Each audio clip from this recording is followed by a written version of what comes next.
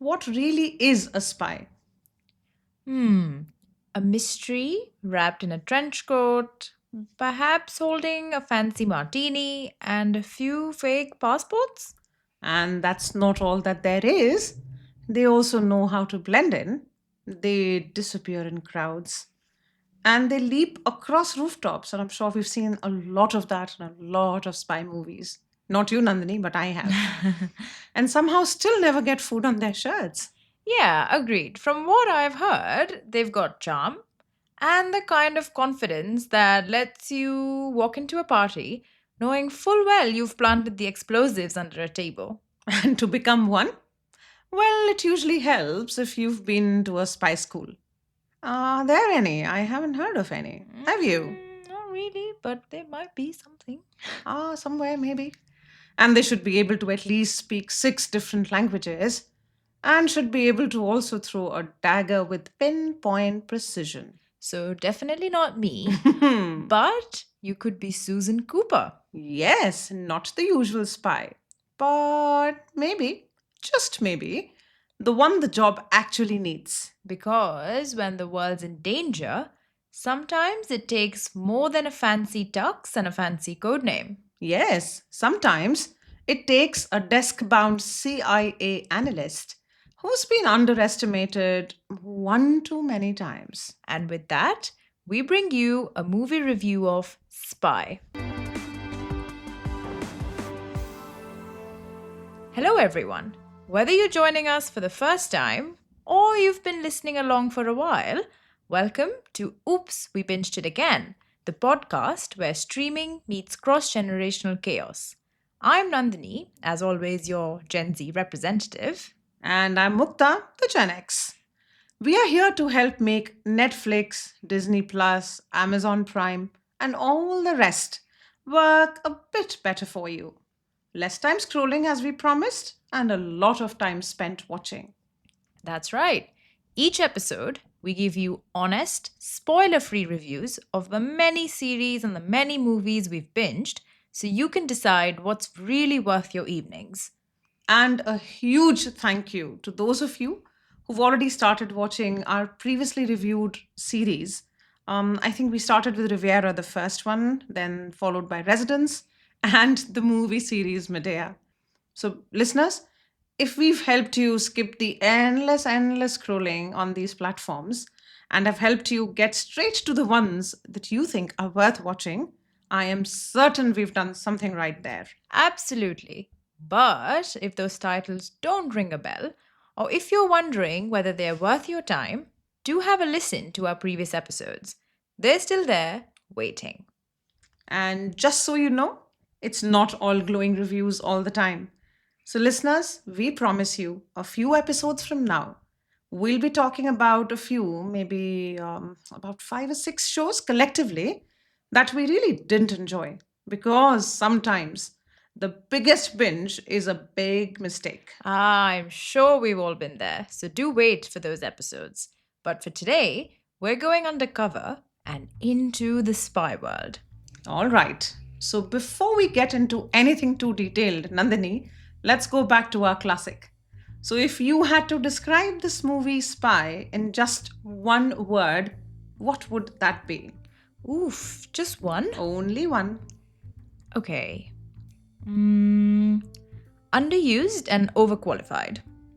That's cheating, Nandini. That's more than one. That's about 5 or 6 if I'm not wrong. That's hyphenated. I'm counting it as one. Look at you. I then will go with From Desk to Danger, also hyphenated. Smart move. But that's essentially what the movie is, summarized in one word. Spy, written and directed by Paul Feig, was released in 2015, but we watched it rather recently on Netflix.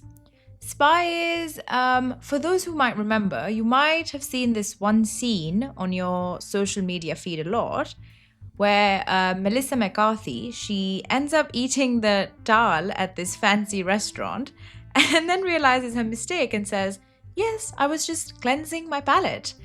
This scene and then the movie title when I heard about it just didn't go together. And that really intrigued me and sort of prompted me to watch this movie. Ah, interesting. Something at least brought you to watch A Spy. Yeah. But listeners, at the center of it all is Melissa McCarthy. She acts as Susan Cooper, the lead character. She's the one guiding the agents from behind the scenes, specifically Bradley Fine, played by Jude Law, who's her partner in the field. Now, Jude Law, Bradley, he is smooth, entirely unaware of how much he actually depends and relies on Susan. Oh, and also very good looking. Yeah, agreed. And in this movie, we also meet Nancy, played by Miranda Hart. She's Susan's colleague, and from what you'll see, her best friend. Think dry humor, sensible shoes, and the kind of friend who'd absolutely talk you into a bad idea. I'm sure all of us have got that one friend. And then there is their boss, Elaine Crocker, played by Alison Janney, I think. Yeah, Alice and Janney. Completely no nonsense, slightly terrifying, and exactly the kind of person you do not want to disappoint. And I'm certain a lot of us now listening are visualizing their own bosses in their head, aren't we? And of course, you have Rick Ford. He's played by Jason Statham, who in real life I've heard is best known for playing these very serious, apparently action heavy roles from what you told me, Mum, like The Transporter. Honestly, yes. And that is where I got really surprised, but pleasantly surprised, to be honest. He's something else entirely in this movie, but still bold and confident, but very ridiculous. He takes himself far too seriously, I think, which was half the fun. Absolutely. So those are your key players. A desk analyst, Susan, a golden boy agent, Bradley, a best friend, Nancy, a very stressed boss, Elaine, together with this man, Ford, who might genuinely think he's bulletproof. So the movie overall, the setup involves Bradley Fine on this mission to track down a nuclear weapon, and that's how the movie begins.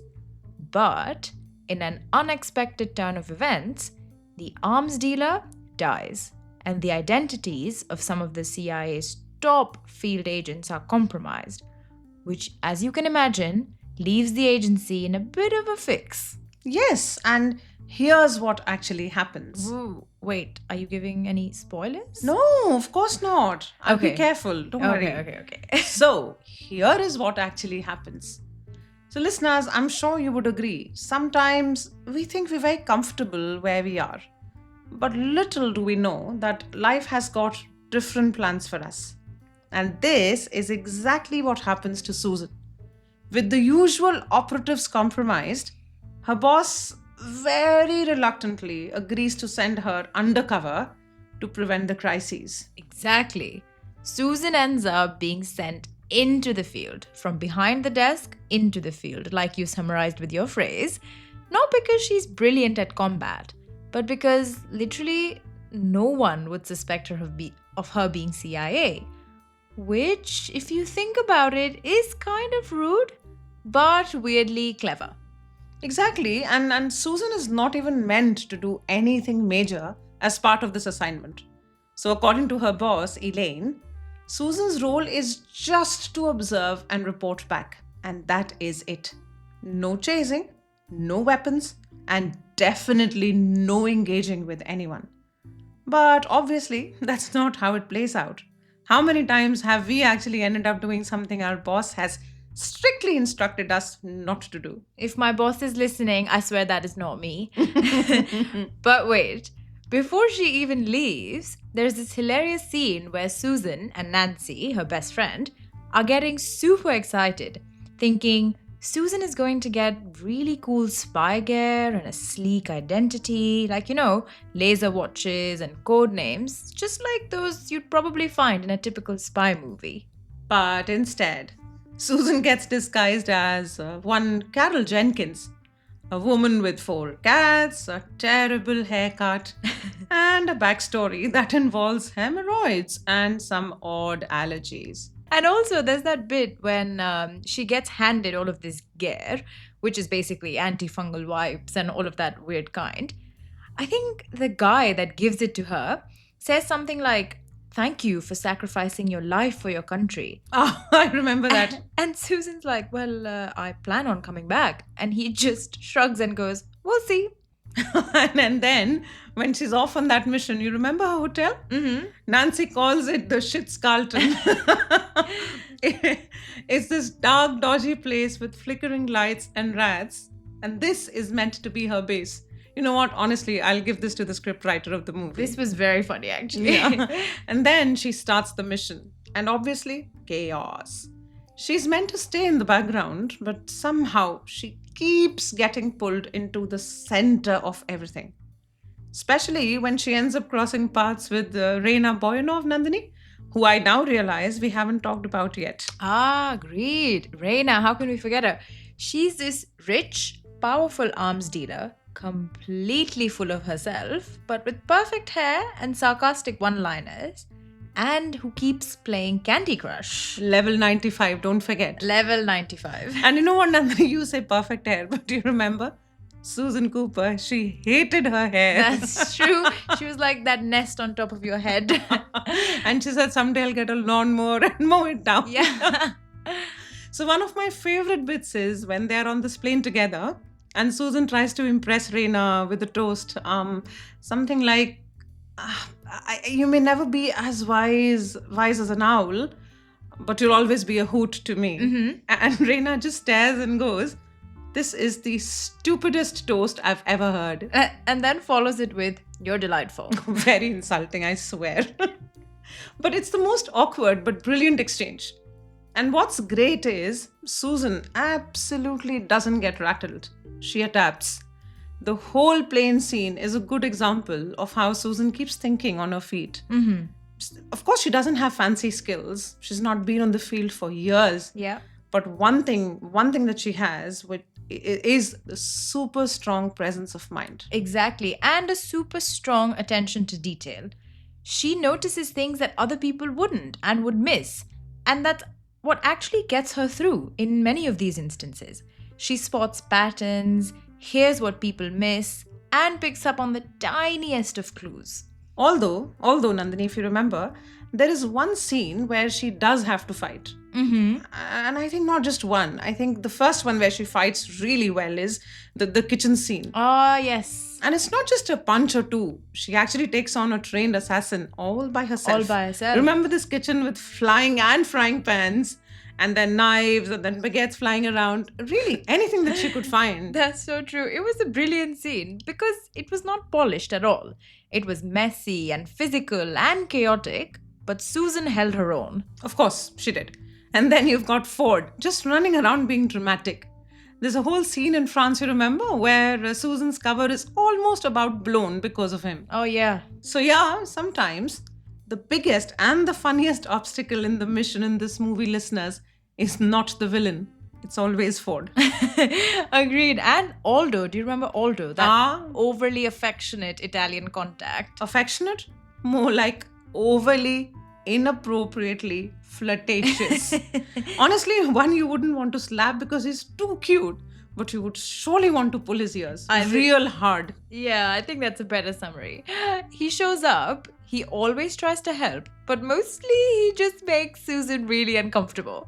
But that too is a great delight to watch. And then there is this classic Mission Impossible type chase scene. You remember Susan is in an intense pursuit, but instead of on a cool car or a motorbike, she's on this tiny scooter. It was a delivery scooter, if I'm not wrong, with that box behind it. Yeah. Was it red or pink or something? I really don't remember the color, but it was color. funny. It was funny. And the moment she gets on it, she just tips over sideways. I felt bad for her, really bad, but we also laughed so hard, remember? Yeah, exactly. But she gets back up, which is what I loved every time. And isn't that kind of the whole point of the movie? If you remember, she just keeps getting knocked over, obviously sometimes literally, but she keeps going. Very true. And Nancy's there too, her best friend. Mm-hmm. She joins her halfway through and becomes part of this intense operation. So between Susan and Nancy, listeners, it's actually the underdogs who end up carrying the mission on their shoulders. Yeah, by the end of the day, it's them who save the day. Not because they're the strongest or the fastest, but because they're smart, they're observant, and as you would have probably guessed, not taken too seriously until it's very late. Absolutely. Movie Spy is the ultimate example of underdogs rising, taking the girl power and planting it right in the middle of a spy thriller. Spy keeps that overall spy vibe alive with those all those chase sequences and all the action, but surely turns it all upside down with the comedy inserted in it everywhere. Yeah, but you've sparked an interesting thought because here's my question. Was this really a spy film? Or was it more a comedy with some traditional spy elements? Of course, it's a spy film. Nandini, don't forget, there is a mission, then there are gadgets, even if they are questionable, and then there are global stakes, right? That's literally the definition of a spy movie. Yes, but maybe there's no Bond style glamour, no super slick action. It's funny, yes. Spy? I'm not convinced. But that's the point. It flips the genre. It's still got all the spy ingredients. As I said, surveillance, you have infiltration, you have double agents, you have someone trying to smuggle a nuclear device. Just because she's not wearing a tux doesn't mean it's not a spy film. Hmm, I mean, don't get me wrong, I really liked it, but I think it's a comedy about a spy film, not a spy film itself. Like, it uses the format to maybe tell a different kind of story. Less Mission Impossible, like you said, maybe more Mission Improbable? That's a clever one. Thank you. It sounded less clever in my head, but thank you. But I still think it earns the label, Nandini. You can have humor and still be a spy story. Just because it made us laugh doesn't mean it's not part of the genre. Okay, yeah, maybe it's a spy film for the rest of us. For people who don't want martinis and rooftop sniping, but still want to save the world. Let's call it what it is, a classic let's agree to disagree moment. All right, then. Time to rate it. I think this time I'm going with a solid 7 out of 10. I don't usually watch spy films, so I expected perhaps more of that classic thrill that I've seen on my social media feed from a spy movie. But I will say, Spy is fun, it's smart, and it doesn't take itself too seriously. I am giving it an 8. I loved it more than Nandini and IMDb, I think. It's a more natural take on the genre because I feel the intelligence world, like the RAW and the Mossad and the CIA and the MI6 and 5, I'm sure they're not as glamorous as they're sometimes shown in spy movies. Yeah, I mean, let's just say it's not one for the hardcore spy crowd, but if you want something light-hearted or cozy, can I say that? Absolutely. It's a warm spy movie for the rest of us. But the next episode, it's not about who's lying. It's about what's lurking in the shadows. That's right. Next time, we're going way off course.